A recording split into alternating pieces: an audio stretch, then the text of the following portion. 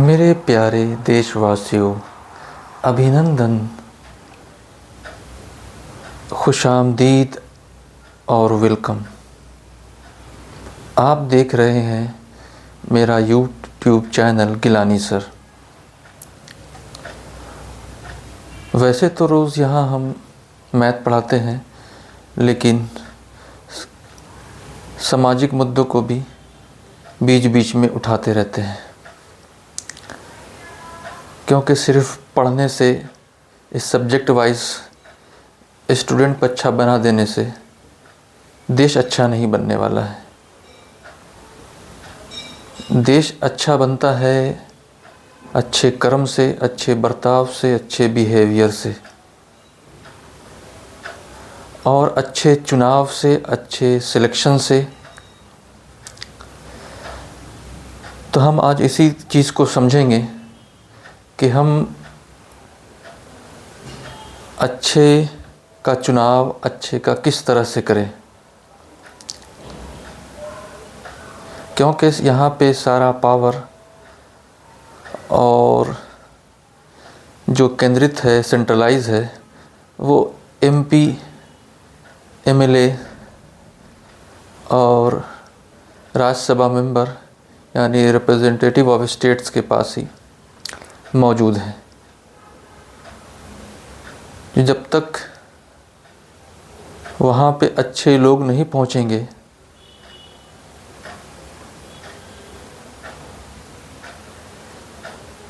तो जो हालात है, जो हर जगह जो करप्शन है और बहुत सारी बीमारियाँ, जो कुरीतियाँ, जो भेदभाव,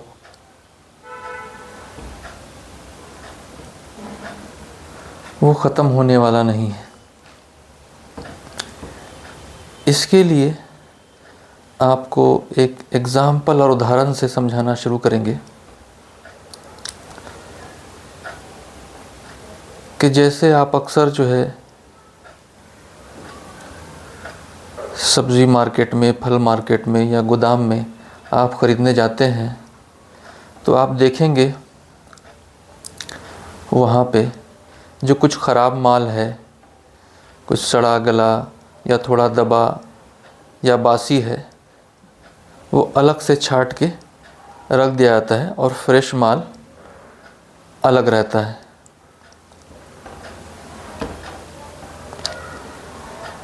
और फ्रेश माल की कीमत ज़्यादा होती है और छटे हुए माल, जो बेकार माल है, उसकी कीमत कम होती है।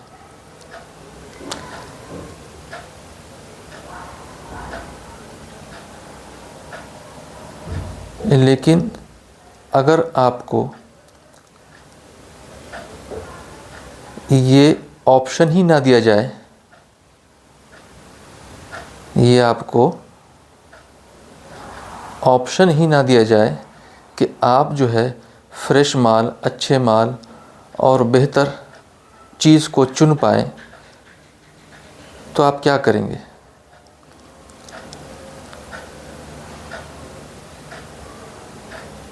तो वही बदज़ायक़ा सड़ा हुआ चीज़ जब आप उसमें से चुनने की कोशिश करेंगे, छाँटने की कोशिश करेंगे, तो बमुश्किल 100 में से 10 लोग ही या 10 जो है वो चीज़ ही अच्छी निकल के आ पाएगी। और जब 90% ही बेकार हो, जब उसी तरह की हो, तो आप उसको मिला करके रखेंगे, कुछ भी चीज़ बनाएंगे। या मान लीजिए सड़े हुए आलू में से ही 90% बेकार आलू है, 10% अच्छा आलू है, और उसको मिला करके कुछ सब्ज़ी बना रहे हैं, कोई चीज़ बना रहे हैं, तो उसका टोटल जायका ख़राब ही निकलेगा। तो टोटल आउटपुट ख़राब ही निकलना है। जब 90% कोई भी चीज़ बेकार हो, ख़राब हो, तो उसका टोटल आउटपुट जो है वो हमेशा ख़राब ही निकलेगा। उम्मीद है कि आप समझ पा रहे होंगे जो मैं कहना चाह रहा हूँ।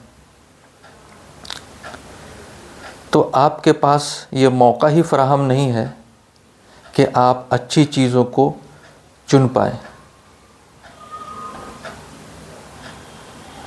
क्योंकि आज ज़्यादातर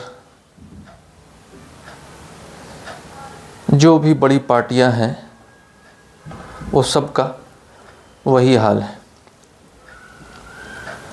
अच्छे लोग को चुनने में, अच्छे लोगों को आपको तक पहुंचाने में, उन पर छांट कर आपको देने में कि अब ये अच्छे लोग इसमें से चुनिए, इनको पता नहीं क्या परेशानी होती है। वो हमेशा इतने सारे, ऐसा नहीं है कि हिंदुस्तान में अच्छे लोगों की कमी है कि इतने 1.5 अरब आबादी में आपको जो है चंद हज़ार लोग जो है अच्छे आपको नहीं मिल पा रहे हैं। और ज़्यादा नहीं, करीब बस 5,000 लोग ही अच्छे चाहिए। इस 1.5 अरब आबादी में करीब सिर्फ 5,000 लोग ही अच्छे चाहिए।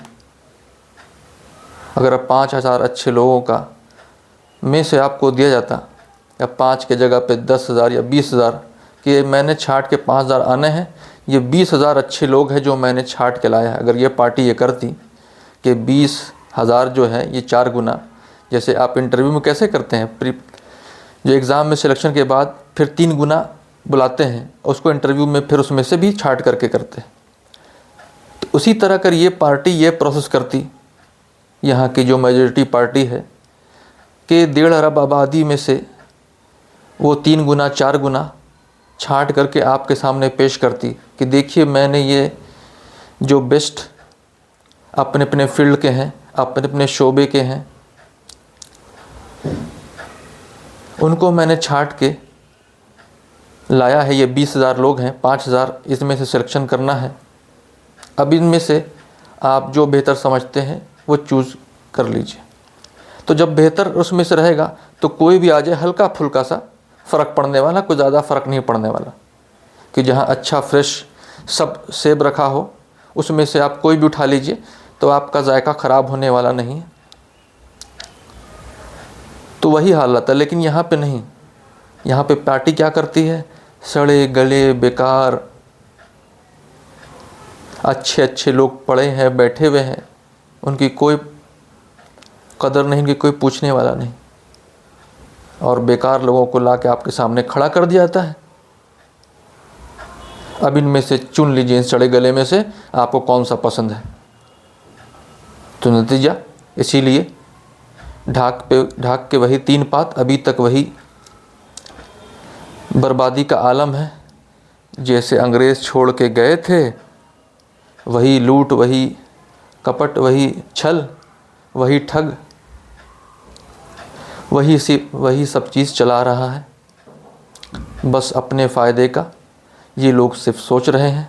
जनता का क्या होगा, समाज का क्या होगा, मेजॉरिटी के बेनिफिट्स को किसी को पड़ी ही नहीं है। क्योंकि मेजॉरिटी जो है उनमें यूनिटी ही नहीं है। हर चीज़ में अपने आप के बात को मनवाने के लिए यूनिटी की बहुत ज़रूरत होती है। आप इसी को देखे होगा। इसीलिए हर फील्ड में अपनी अपनी लोगों ने यूनिटी बना रखी है, लॉबी बना रखी है। चाहे वो जज की लॉबी हो, चाहे आईएएस की लॉबी हो, चाहे वो बी ग्रेड क्लास की नौकरी हो या डी ग्रेड कर्मचारी हो सरकारी विभाग में, सबकी अपनी अपनी, चाहे वकील की हो, चाहे डॉक्टर की हो, चाहे लेबर की हो, हर चीज़ का जब तक यूनियन रहता है वो फ़ायदा करता है। यूनिटी जब तक आप रहेगा आप उसमें फ़ायदा होगा। और ऐसा कोई चीज़ नहीं है कि यूनिटी करने में आपका कहीं ना कहीं पैसा खर्च हो रहा है, न कोई बहुत बड़ा वक्त खर्च हो रहा है, और ना ही आपकी बहुत मेहनत मुशक्क़त आपको करना पड़ रहा है। सोशल मीडिया ने ये काम को बहुत आसान कर दिया है। लेकिन होता क्या है कि कोई भी अच्छा काम करना चाहेंगे आप तो जो है उसमें एक रुकावट पैदा होती है। ये दुनिया का इसी तरह का निज़ाम है। बुराई करना चाहें तो बहुत आसानी से उसके तरफ आदमी रुजू हो जाता है, क्योंकि उसमें लज्जत है, मज़ा है। अच्छाई में सीधे तौर पे मज़ा नहीं आता, उसका मज़ा थोड़ा दूर अंदेश होता है, बाद में मिलता है। और फिर उसका ऐसा मज़ा होता है कि फिर जिसको मिल जाए तो फिर उसको वो छूटता नहीं। उसी मज़ा को चक करके लोग समझ के सिंगापुर बना, लंदन, पेरिस, अमेरिका, जापान के लोग आज इतने डेवलप हुए क्यों हो पाए? क्योंकि उन्होंने अपने लिए अच्छे को चुना है, जो फिर वो पूरे समाज और देश की भलाई के लिए सोच रहा है। जब यहाँ सोच ही नहीं है तो फिर बदलाव कैसे होगा? तो इस चीज़ को पता है कि आपको रुकावट पैदा होगी, तो आपको अपने आप को जो है थोड़ा सा कोशिश करना है, हिम्मत दिखाना है। जैसे पहाड़ पे चढ़ने के लिए थोड़ा सा ज़ोर लगता है, उतरने में ज़ोर नहीं लगता। बस उसी तरह है अच्छाई और बुराई के बीच की जंग। मिर्ज़ा गालिब का एक बहुत मशहूर शेर भी है कि होता है सबो रोज़ ये तमाशा मेरे आगे, होता है शबो रोज़ ये तमाशा मेरे आगे, काबा मेरे पीछे है तो कलीसा मेरे आगे।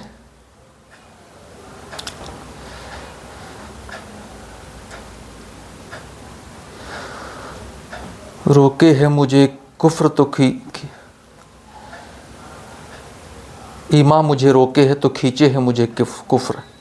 ईमा मुझे खींचे है तो रोके है मुझे कुफ्र, काबा मेरे पीछे है तो कलीसा मेरे आगे। तो इसी तरह से हर लोगों ने अपने नए अंदाज से इस बात को समझाया है। अब आपके ऊपर है कि आप इस चीज़ को कैसे लेते हैं, कैसे समझते हैं, और दूरअंदेश बनते हैं या नहीं बन पाते हैं, कि आपका इसमें कैसे बहुत बड़ा फ़ायदा छुपा हुआ है। आज जो है जब एक आम आदमी के पास क्राउड फंडिंग से 10 करोड़ रुपए जमा हो जाता है, तो कैसे वो बहुत अच्छा काम को अंजाम दे पाता है। जैसे आपने देखा होगा वली रहमानी ने स्कूल बना दिया, और भी जहाँ अच्छी थोड़ी सरकार बन जाती है, जैसे केजरीवाल ने कैसे स्कूल का काया पलट कर दिया। उनके आने से पहले स्कूल का क्या हालत था और अभी स्कूल का क्या हालत है, वो किसी से छुपा हुआ नहीं है। तो पैसा की कमी नहीं है सरकार के पास, बस विल पावर और अच्छे सोच की कमी है।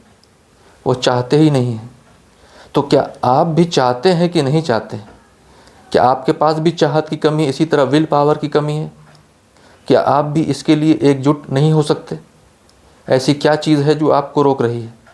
इसमें क्या आपको परेशानी है, वो खुद से सोचिए, और इसका क्या हल है। अगर आपके पास इसका कोई बेहतर हल है तो वो भी बताइए, आप इसमें कमेंट कीजिए कि नहीं इससे बेहतर हल तो ये है।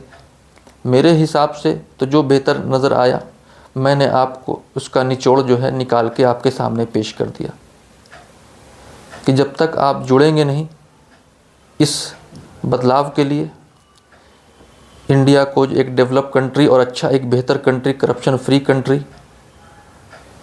जहाँ सब के लिए अच्छी फ्री शिक्षा और अच्छी शिक्षा हो, रोज़गार की अच्छी व्यवस्था हो, रोज़गार आपका इंतज़ार कर रहा हो। ये नहीं कि आपको रोज़गार के लिए एक सीट के लिए 100 लोग उसके लिए लड़ रहे हैं आपस में कि मुझे मिल जाए, मुझे मिल जाए। एक लोगों को मिलना है, 99 लोगों को वही खाली लौटना है। वही हाल अभी भी देख लीजिए किसी भी सरकारी भर्ती ये वो उठा के, हाल 10 सीट है वहाँ पे 100 लोग हैं, 90 लोगों का तो होना नहीं है।